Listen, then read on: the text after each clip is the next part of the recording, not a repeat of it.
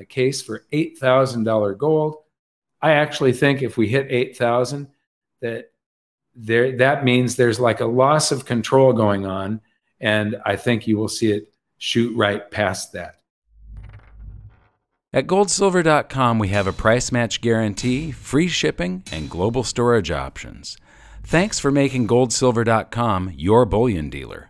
Hi. In my book, The Great Gold and Silver Rush of the 21st Century, there is a chapter titled, Somebody Big is Getting Ready for Something Really Big. And it's about gold flows. And right now, the world's central banks have been getting ready for something really big. Are you getting ready for something really big? Because something really big is coming at us. I don't know the speed or exactly when it is going to hit. You know, I did one video, I think it was called,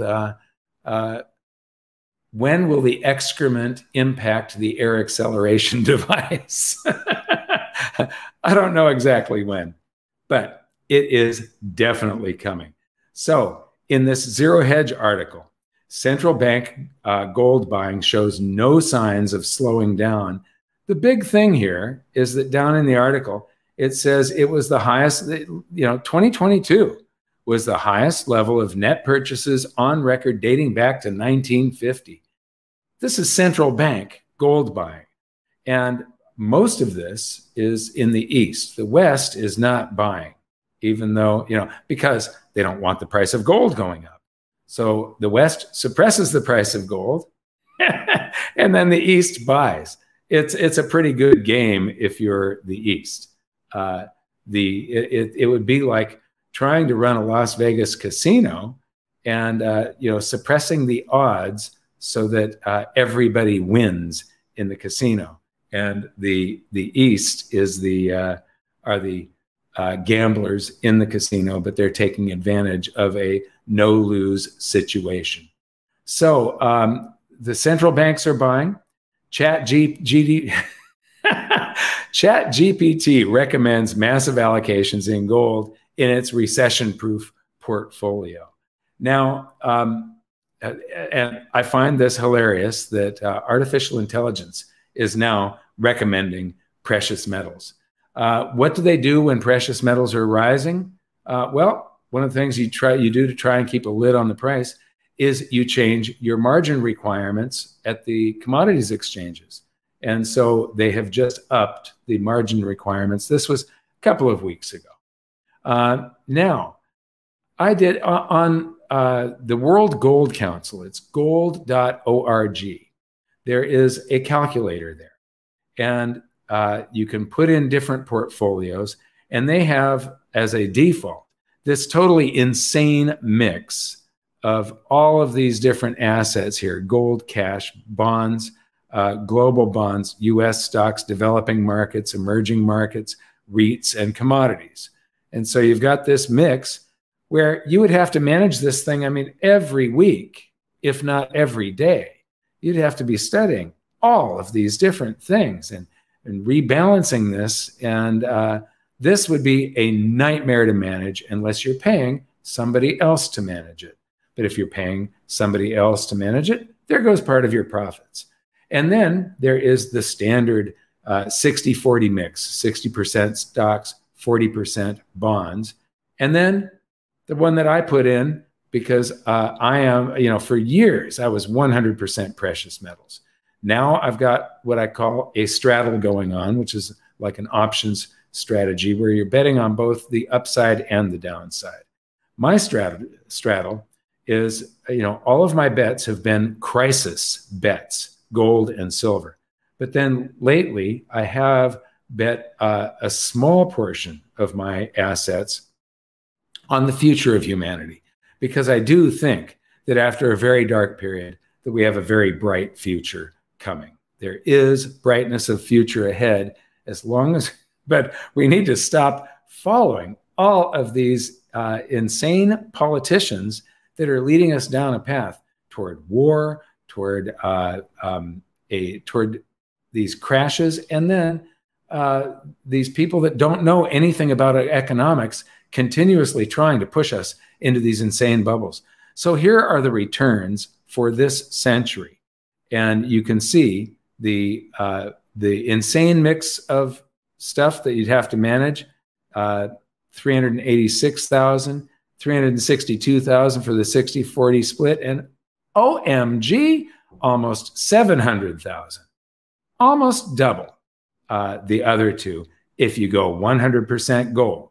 And so this is a chart that I've shown several times because I keep on running into people that say, well, you should just put 10% gold in your portfolio because gold is volatile, it's dangerous. It can't vanish. All of this stuff down here can vanish. And so to me, gold is king. But here in Lebanon, cash is king as banks atrophy. Now, this article is from January, but look at these stacks of cash. And then this is a retail business, and there's these counting machines for cash. And then there's even billboards in Lebanon for cash counting machines. They're advertising these machines on billboards. Why? Because it's another fiat currency that's doomed for it is destined for the dustbin of history. But Argentine savers drown under spiraling prices as inflation hits 99%.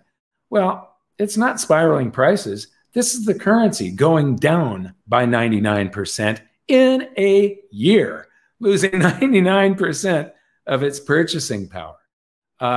Nigeria caps ATM withdrawals to $45 a day, pushing for a cashless society.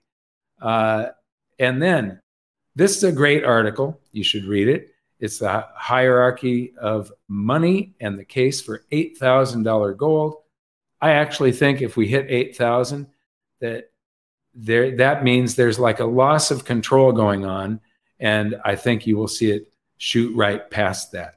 But it's a very good article, except he does use the term fiat money. There is no such thing as fiat money. There is fiat currency. Gold, ultimate money. This is correct.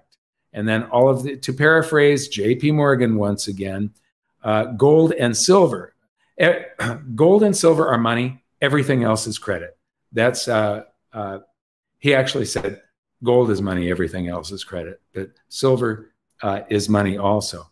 But he correctly says that bank deposits are credit and it's promises to pay currency. So it's promises to pay this lie on paper. And all of this is fiat currency and bank credit are fraudulent, they are theft, and they are enslavement. They're imagined into existence, and then when the Fed gets the currency into circulation, they just buy something. With bank credit, you borrow from the bank, and the bank imagines new currency into your account, and then you're the one that buys something with something that was imagined into existence. There is no purchasing power there until the moment it gets spent into circulation.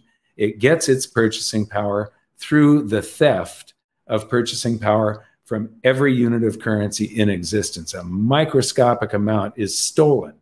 And so this is what the bank does. You are basically hiring the bank when you take out a loan to steal purchasing power from you, loan that stolen purchasing power to you, and then they enslave you by making you pay. If it's a house, 30 years, you're going to work for that. And it is, you should be working for an asset like a house. But we shouldn't be using this immoral, enslaving system. And with fiat national currencies, those are backed by U.S. Treasury bonds in the United States, which require us paying taxes in the future. So that's an enslavement tool. If you don't pay your taxes, you go to jail. And so this is a very good article, and it makes a good case for $8,000 gold. I do believe if we hit $8,000, that we're going to continue on past that. So this is printing trillions of dollars, and the American economy is down and out. And when a Keynesian economist has unexpected dinner guests. I want to thank you for watching. We'll see you next time. Thanks for watching, but this is by no means the whole story. If you want the full story, including my free online-only chapters and companion videos, there's a wealth of information at ggsr21.com. Thanks.